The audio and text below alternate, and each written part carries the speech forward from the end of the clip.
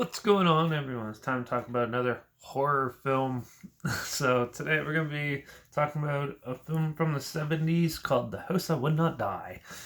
It was released by Aaron Spelling Productions October 27th, 1970. It was produced by Aaron Spelling, written by Henry Farrell, and directed by John Lowen Moxie, who also did like Horror Hotel, Circus of Fear, Nightmare, and Badham County, and The Night Stalker, to name a few of his films. He has quite a few under his credited to his name. Anyways, the house would not die. So a young family moves into a historic house, and something's uneasy about it, and they're not sure why. So they hold a seance and like a Ouija board and all that fun stuff. And then, of course, hauntings and paranormal things ensue, and then it's up to the family to figure how to stop it or how to get rid of it or get away from it. And it's your typical haunted house story, but done in the 70s, which didn't have very many of these actually, but it takes a while. The seance scene doesn't happen till like halfway through the movie, which is odd. Characters are weird too. Like they don't really mesh well, and they're not well written for the most part. And so when you watch it, it's a little bit odd feeling. It's like you get that uncomfortable feeling like you're not supposed to be there.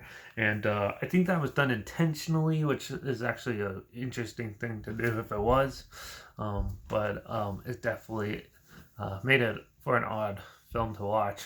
And but after they hold the seance, it takes a little bit for like the paranormal things to happen, but most of it's just subdued small stuff. This is a low budget film in the 70s, so obviously they're not going to make anything crazy like the Legend of Hell House and stuff like that, of that magnitude. But they did pretty well for what they got. There is some creepy moments in it, and there is some more interesting aspects to the story, but it is more of a plot giveaway and spoiler stuff, so I'm going to stay away from it. But but for the most part, it is all right film. It's pretty boring for the first part. It takes a little while to get, and then once it gets going, it all of a sudden abruptly ends. And it's kind of weird because this film's only like about an hour and 15 minutes, so it's not long. And for it to do that, you finally get going. There's the credits. It kind of threw me off a bit. And for what it is, though, the acting is okay. Cinematography is a little weird too. It has your 70s trippy acid feel to it. And the music's okay too. But for the most part, it's just okay. It's not like anything super well done. Like this was early in the time period where you got like The Exorcist, yeah, Halloween at the end of the decade and stuff like that. There's a lot of better films out there that came out, and like The Legend of Hell House and stuff like that. And then this one was just a campy, more like a scary story around a fire type of story, which they decided to make into a film for some reason. So it was amusing, but it didn't have very much beef to it. It was more just your standard affair, but with non-fleshed out characters, which made it really weird. And just that weird feeling of just watching a film and then feeling like you're not supposed to be there made it even more awkward to watch. So but if you keep bear through it, it's not too bad. It's definitely seen way worse than this. So I'm gonna give The House That Would Not Die a 2.5 out of 5. That seems reasonable enough. If they did more paranormal stuff and maybe fleshed out the characters a little bit better, it would probably be a little bit better. But for the most part, it's still an okay movie. Just leave it at that. So, but I know it's on YouTube, so I'll probably link the whole film down below or a trailer or something so you check it out if it sounds like something you're interested in. Also, link down below is my Instagram story where I post clips of films going to be in the future. All my stories usually have the film title hashtag and some sort of film and hashtag, so you're aware of it.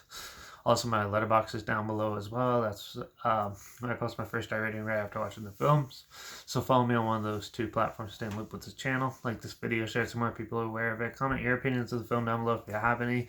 If you have any other horror films or any other films in general or film franchises that you want to hear my opinions on in the future, comment those down below. I'll try my best to get them as soon as I can and if I can find them.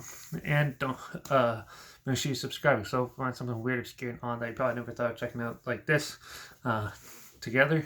And so you hear my opinions on classic films and popular films and other things as well. So make sure you subscribe. Don't forget to ring that bell because I'm actually going to be checking out Fantastic Beasts, the new one, The Secrets of Dumbledore, with my family tomorrow and tonight. So yeah, we'll see about that. And that'll be tomorrow's review probably. So yeah, hopefully you're looking forward to that. So we'll see how that goes. And but yeah, The House That Would Not Die is an okay haunted house movie. It's good for beginners though, so definitely check it out. But for now, stay away from all those Ouija boards, or be like me and play with it all the time.